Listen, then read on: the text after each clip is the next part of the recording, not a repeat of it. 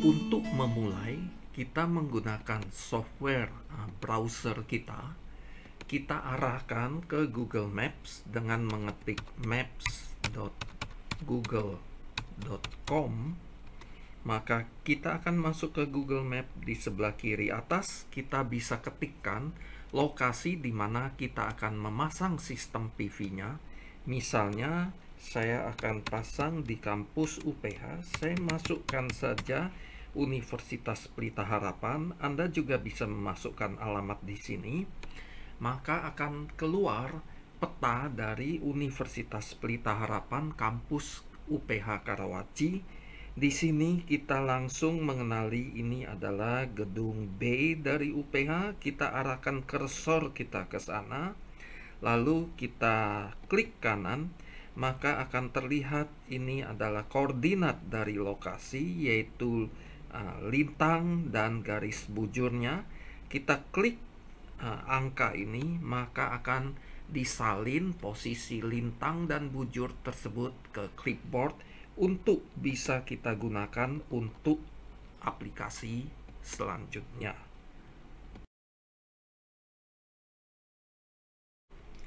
Salah satu software yang cukup lumayan bisa dipakai untuk perancangan sistem surya atap adalah yang disebut Solar Edge Designer yang dibuat oleh perusahaan Solar Edge, di mana untuk itu silakan Anda menggunakan browser lalu arahkan ke situs designer.solaredge.com.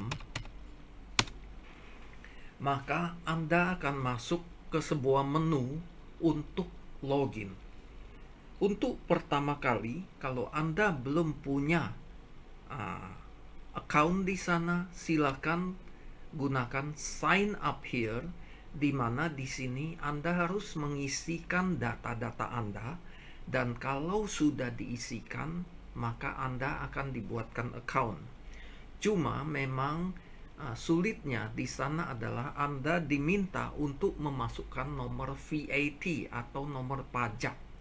Nah, untuk itu isikan saja nomor berapa saja, asal nomor itu belum tercatat di data.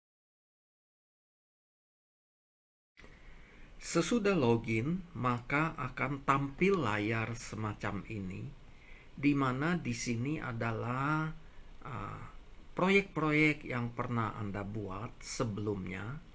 Kalau mau menambah proyek baru, silakan gunakan icon plus di sini, dan sesudah Anda gerakkan kursor di sini, Anda bisa pilih apakah itu residensial, komersial, atau basic. Misalnya saya pilih residensial di sini, maka saya perlu mengisikan informasi proyek di sini. Misalnya nama proyeknya adalah Solar Rooftop Gedung B.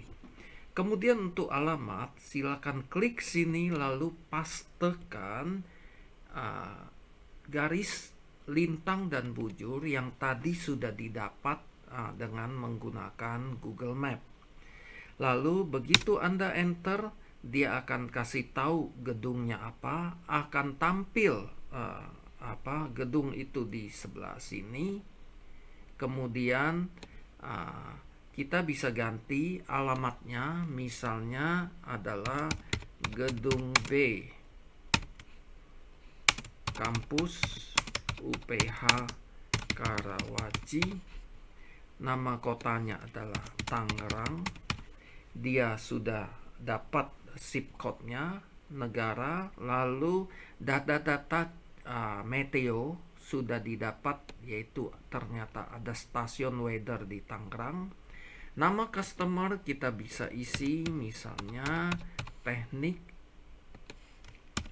elektro. Kemudian nama company-nya kita bisa isi, misalnya Universitas Pelita Harapan. Kemudian kita bisa isikan untuk konsumsi listrik kita, misalnya per bulan itu berapa kilowatt jam, misalnya 100 kWh. Kemudian kita bisa masukkan listrik yang kita gunakan, profil listriknya, yaitu menggunakan tegangan 1 fasa ataukah 2 fasa. Saya pilih 3 fasa 380 volt. Kemudian faktor dayanya katakanlah kita pilih 0,9, lalu kita pilih create, maka dia akan membuatkan proyeknya bagi kita.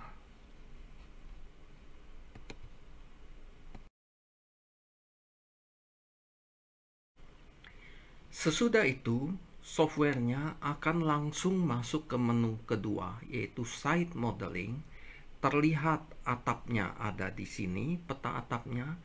Kita akan memilih bagian atap mana, sisi atap mana yang kita ingin pasangi solar panel. Misalnya, karena lab elektro ada di belahan sini, saya ingin bagian atap ini yang saya ingin pasangi solar panel. Maka saya memilih Draw, lalu saya mengklik pojok-pojok tempat di mana saya definisikan di daerah itu kita bisa menggunakan sisi atap tersebut untuk memasang solar panel. Maka saya akan dapatkan bahwa dia ini punya panjang dan lebar berapa. Kemudian saya masuk ke 3 dimensi, maka saya lihat kalau saya klik ini, dia masih tilt angle-nya masih 0 derajat, artinya bagi software dia masih terasa datar. Luasnya 400 meter kuadrat, padahal sebenarnya dia itu adalah miring atapnya. Maka saya klik hubungan ini, lalu saya tarik ke atas, dan saya lihat dia menjadi 14 derajat, mungkin kurang miring. Saya naikkan lagi, sekarang sudah 18 derajat. Oke, anggaplah 18 derajat, sudah oke. Lalu kita bisa klik 2 dimensi, kita lihat dia. Kita klik 3 dimensi, kita bisa lihat tilt angle sama azimuth angle sama luas atap itu. Kemudian kita bisa lihat juga bagian hubungan ini. Kalau kita dia menjadi warna biru dan kita klik, sebenarnya kita bisa lihat ketinggian dia berapa, 6,95 meter.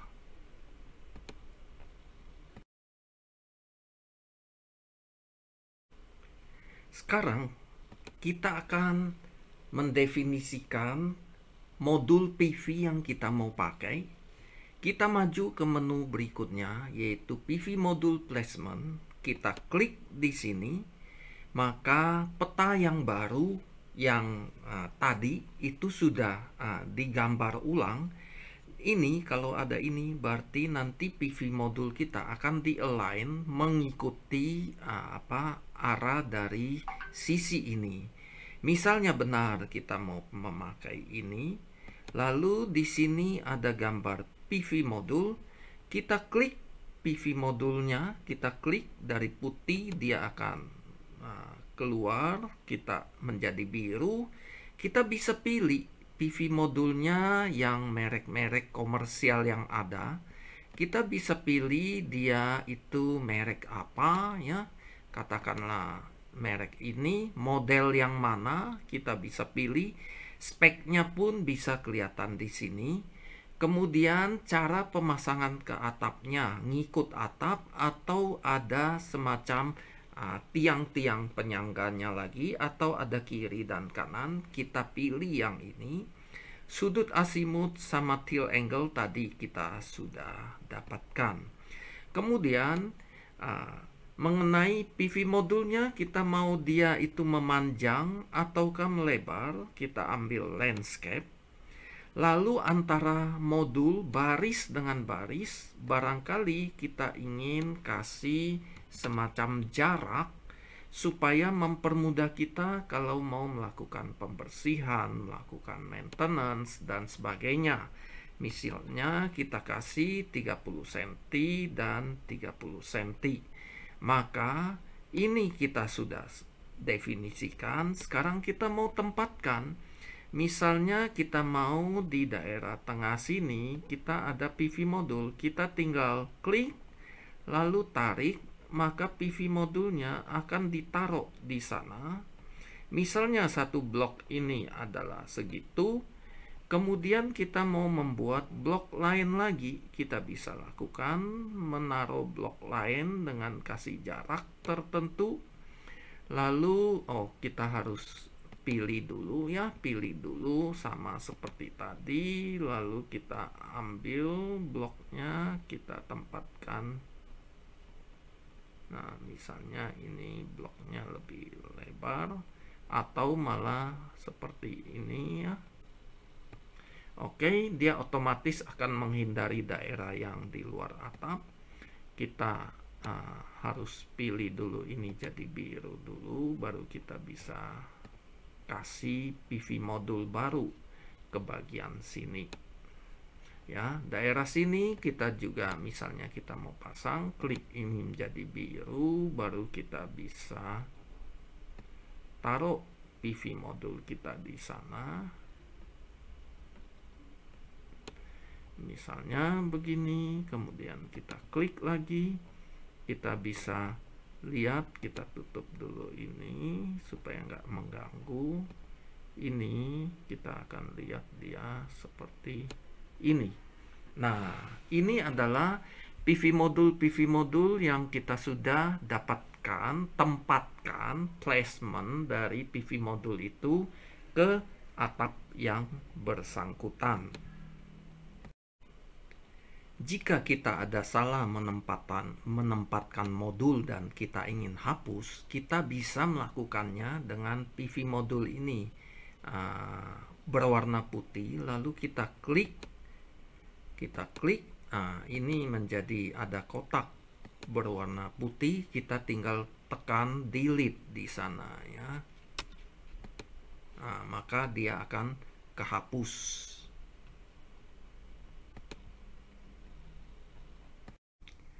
Untuk mendapatkan informasi lebih detail mengenai blok-blok yang kita sudah buat, kita bisa gerakkan kursor ke blok yang bersangkutan, lalu kita bisa langsung baca informasi blok ini menggunakan PV modul merek apa, tipe apa, sudut asimut berapa, sudut tilt berapa, berapa baris, berapa kolom, dan jumlah PV modulnya ada berapa. Di sini blok ini ada 69 keping PV modul, di sini lebih sedikit cuma 60 keping, dan di sini lebih banyak ada 102 keping, di sini lebih sedikit lagi ada 18 keping. Kemudian di bawah kita bisa melihat bahwa dia total ada 249 keping, lalu kapasitas daya DC-nya ada 24,9 kilowatt peak dari total sistem di atap ini. Kemudian di sini kita bisa lihat per tahun sistem ini akan menghasilkan energi listrik AC itu berapa megawatt jam.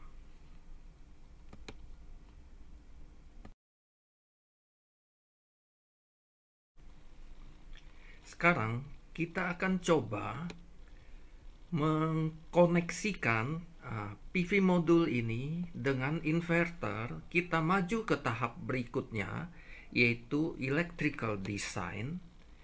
Sistem akan membangkitkan bagi kita dengan penempatan PV modul semacam ini dan sekian jumlahnya. Dia akan menghasilkan bagi kita yang dia suggest. Inverternya mau pakai yang mana, 1 fasa, 3 fasa, oversizingnya berapa. Kita bisa mengubah oversizing ini, tapi tergantung inverter yang kita pilih nantinya, kita akan dapatkan bahwa actualnya jatuhnya berapa persen.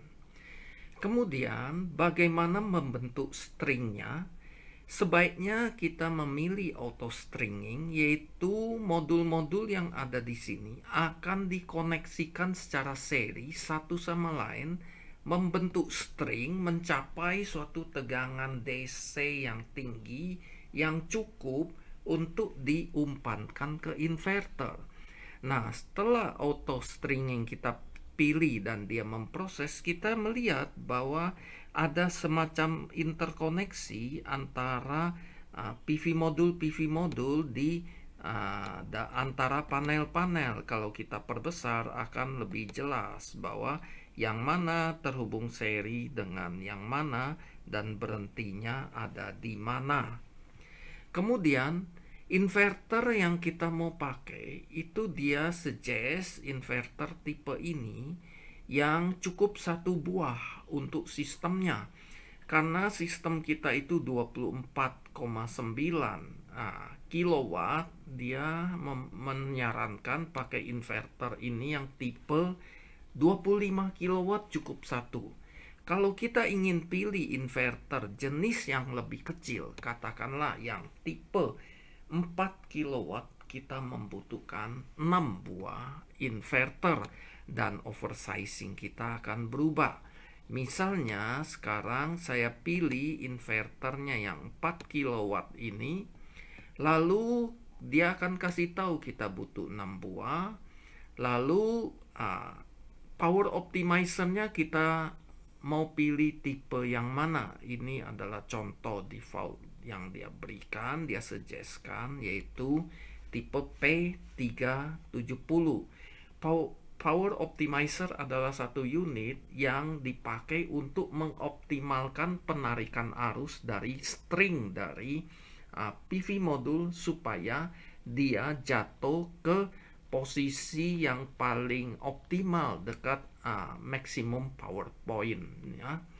Kemudian ini adalah summary dari string dan inverter yang digunakan, yaitu ada 3 inverter yang connect ke satu string yang ukuran ini, lalu 3 lagi di connect ke satu string yang ukuran ini menggunakan satu power optimizer, ini menggunakan satu power optimizer.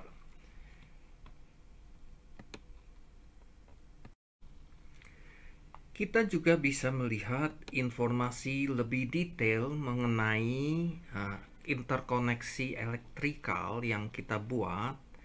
Pertama, kita lihat ini adalah petanya di atap. Lalu ini kita punya 6 inverter, 1, 2, 3, 4, 5, 6. Inverter ini nomor 1, kalau kita klik, kita akan lihat bahwa kita cuma menampilkan inverter nomor 1.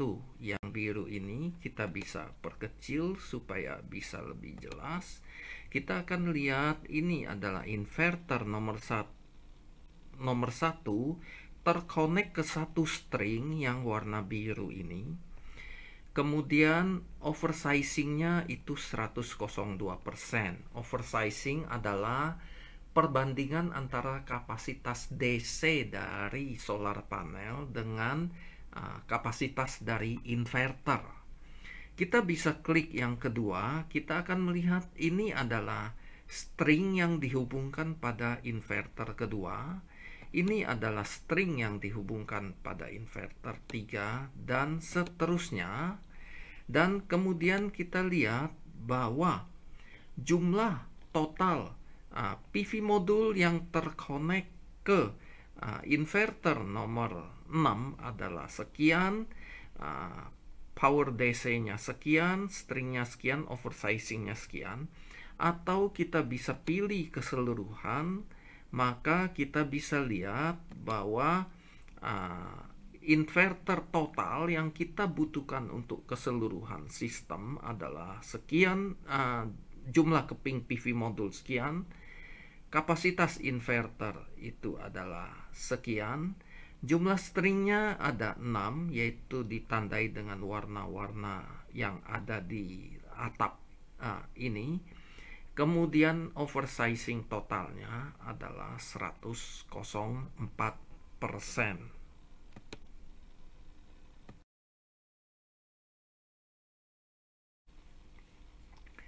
Sekarang kita sudah melakukan desain dan kita akan melihat hasil simulasinya. Untuk model finansial itu tidak relevan dengan kita di Indonesia karena angka-angkanya itu tidak cocok dengan kondisi kita.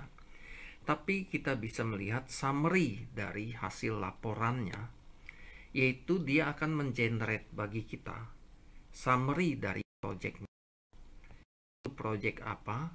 Kita bisa kasih logo dari kita, perusahaan yang mendesain di sini.